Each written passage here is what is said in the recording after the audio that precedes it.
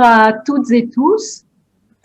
D'abord à tous ceux qui ont accepté de donner leur point de vue sur notre manifeste de l'économie sociale et solidaire, mais aussi à tous ceux, toutes celles qui ont décidé de regarder par YouTube ou par Facebook du Parti communiste cette prestation, ce marathon de 16 acteurs de l'économie sociale et solidaire qui ont accepté de dire leur point de vue sur notre manifeste.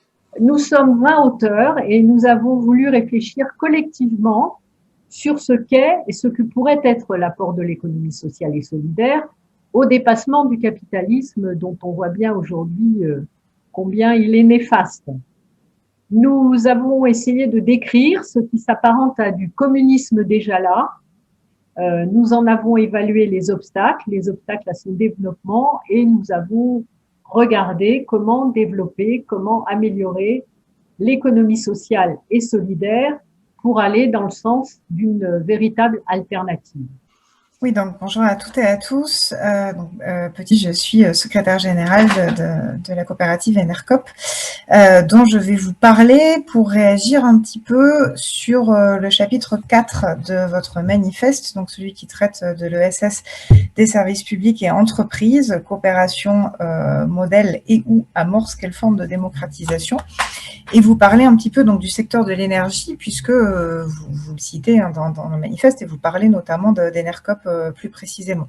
Donc moi, je voulais vous raconter un petit peu plus quel était en fait le projet d'Enercop, la genèse, et comment est-ce que effectivement, dès la conception de ce réseau coopératif, on s'était posé la question du rapport au service public. Donc, pour revenir un petit peu sur cette expérience historique, Enercop est né en fait en 2005, donc effectivement au moment de l'ouverture à la concurrence du marché de l'électricité et au moment où EDF perd le monopole de la distribution d'électricité suite aux évolutions des réglementations européennes. Et donc, du coup, Enercop est fondé à ce moment-là par plusieurs acteurs issus de l'économie sociale et solidaire et du monde des ONG environnementales, autour de plusieurs éléments.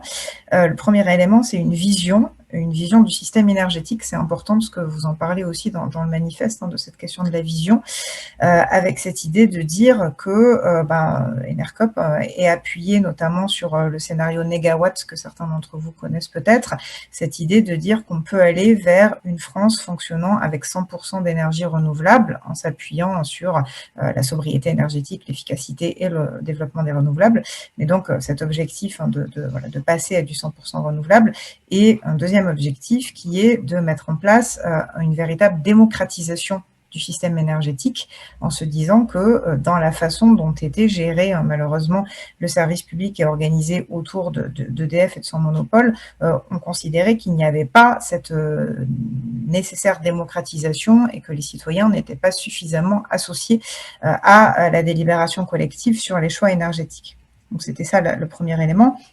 Et puis le deuxième élément qui a fondé la création d'Enercop, toujours sur cette histoire de vision, c'était la question des communs, qui est également présente dans votre manifeste, donc c'est pour ça que j'en parle aussi, en parlant de qu'est-ce que l'énergie, et en se disant que selon nous, l'énergie ne devait pas être un bien commercialisable comme les autres, mais bien un bien commun, justement, préservé des logiques de profitabilité et des logiques de business, pour le dire de manière un peu plus rapide, d'où la question du modèle économique, qui était pour nous extrêmement importante, et d'où le fait que Enercop a été créé sous forme coopérative, donc dans le champ de l'économie sociale et solidaire.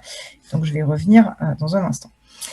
Donc, à partir de cette vision, qu'est-ce que ça a donné? Ça a donné donc Enercop, qui est aujourd'hui un réseau, puisque Enercop, en fait, c'est 11 coopératives, une coopérative nationale et 10 coopératives locales. Et comment est-ce que ça fonctionne aujourd'hui? Donc, je fais un saut dans le temps pour pas vous prendre trop de temps, mais donc, qu'est-ce que nous sommes aujourd'hui?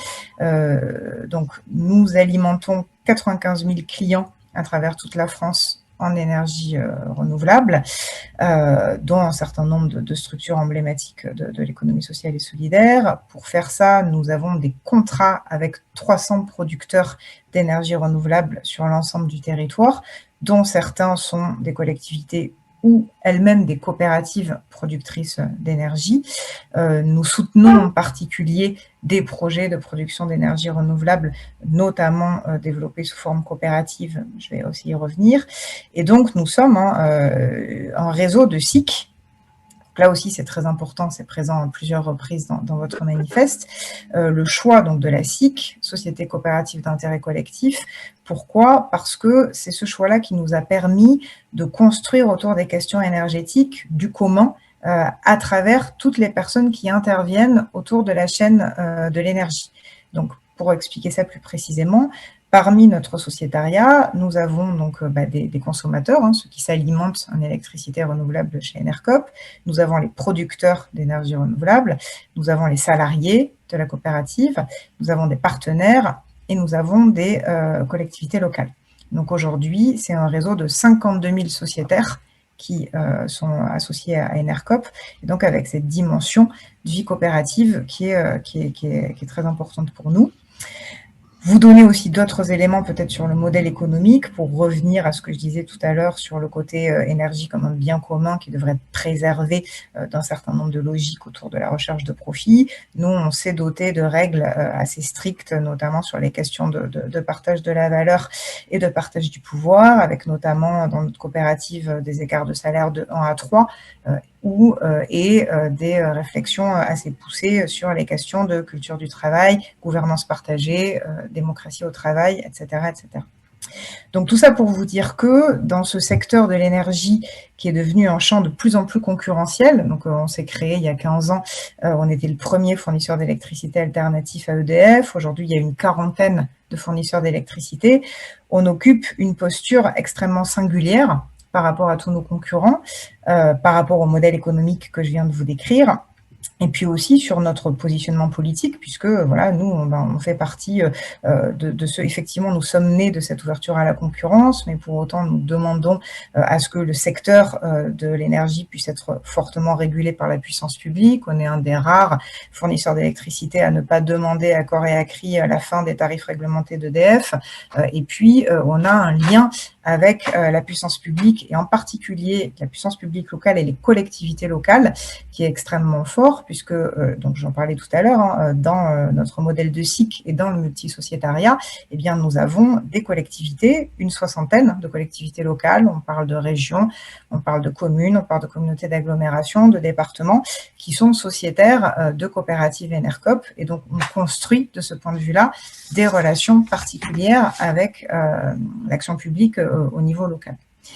Donc ça, c'est pour vous expliquer un petit peu notre histoire et notre positionnement. Et du coup, j'en viens un petit peu à la question que vous posez dans le manifeste, à savoir, est-ce qu'on peut, dans un secteur comme l'énergie, où on est tous d'accord, je pense, dans cette réunion pour considérer l'énergie comme un commun, comme un bien commun, est-ce qu'on peut développer des coopérations fécondes entre services publics et économie sociale et solidaire? Donc moi, je crois que l'exemple de ce qu'on a construit à Enercop depuis 15 ans est un levier pour cela. Et donc oui, moi, je pense que des coopérations sont possibles, avec à la clé plusieurs enjeux, et notamment ces enjeux de revitaliser finalement l'action publique et le service public avec plus de démocratie, avec plus de proximité et avec une réflexion collective sur la notion d'intérêt général.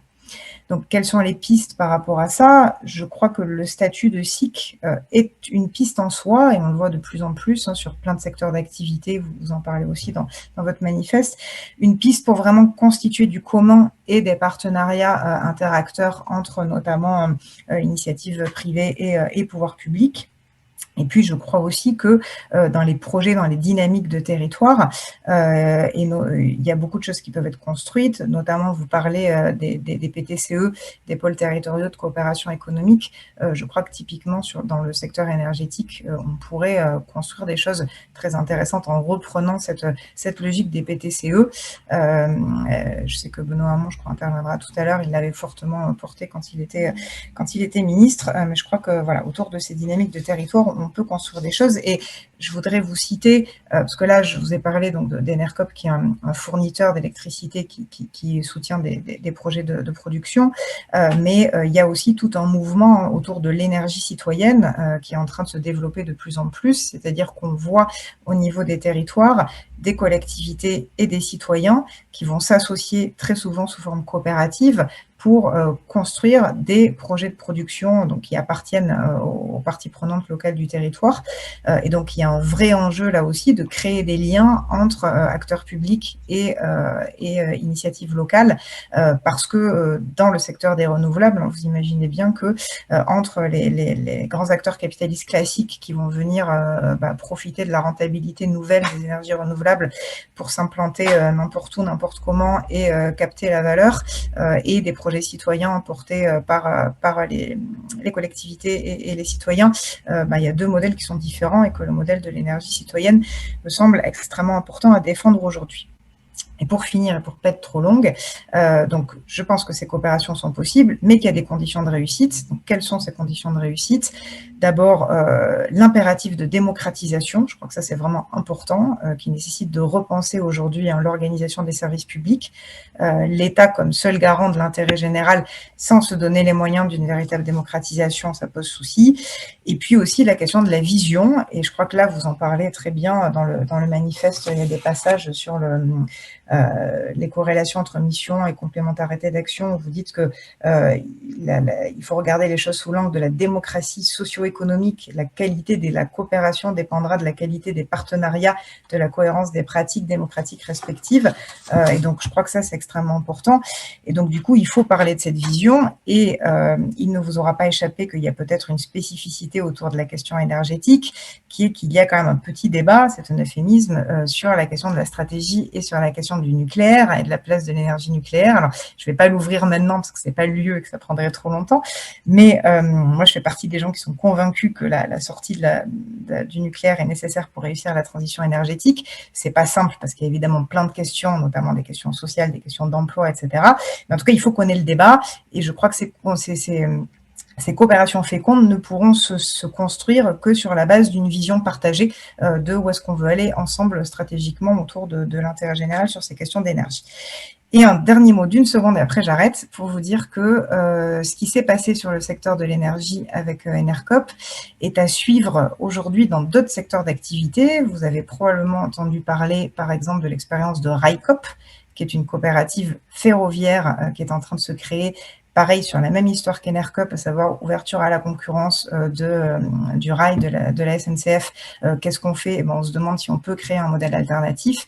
Et la coopérative Railcoop, qui est également une SIC qui accueille aujourd'hui de plus en plus de collectivités locales, est en train de se demander comment est-ce qu'on peut recréer de l'intérêt collectif, de l'intérêt général sur une autre vision de la mobilité, de l'aménagement du territoire, notamment sur les lignes qui sont délaissées par les logiques concurrentielles. Voilà ce que je pouvais vous apporter comme contribution. Et donc, merci beaucoup de votre attention. Merci Fanélie Carré-Comte. On voit qu'il y a de quoi débattre, il y a de quoi travailler ensemble avec les différents acteurs de l'économie. Et là, il s'agit de l'énergie sous forme de SIC. Je voudrais redire ce que c'est qu'une SIC, Société coopérative d'intérêt collectif, qui est comme une SCOP, sauf que dans cette coopérative, il y a la possibilité d'y être en tant qu'usager, mais aussi en tant qu'association ou collectivité territoriale. Et c'est un lieu de démocratie qui, à mon avis, est un lieu moderne qui montre vraiment la voie que l'on peut prendre pour transformer la propriété de la production et des services.